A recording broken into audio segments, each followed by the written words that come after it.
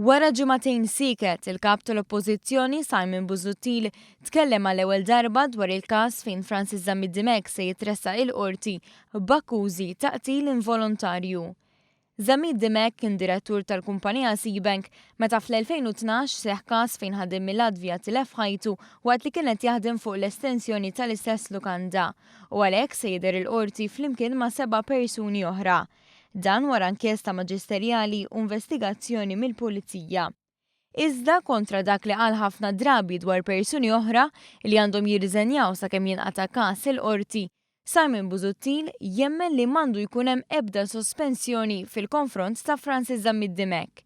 Skont Busuttil, Zamid-Dimek għandu jibqa' dej b'mod normali fil-karigi li għandu la darba mhuwiex Ministru li għandu rwol eżekuttiv. Skont Simon Busuttil li kieku Zamid-Dimek kien Ministru kien ikollu responsabilità x'neħħih minna. Fuq kollox Busuttil żied jgħid li l-każ li fuq se jitressaq bi qtil involontarju m'għandux jaqsam xejn mad-dmirijiet tiegħu meta kien Ministru.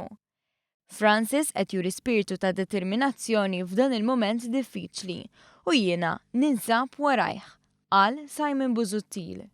B'reazzjoni għal dan il-Partit Laburista nota kif wara ġimagħtejn li ġie mistoqsi x'se jagħmel dwar deputat tiegħu li jinsab akkużat b'akkuża kriminali, Simon Busuttil fl-aħħar wieġeb li mhux se jagħmel xejn.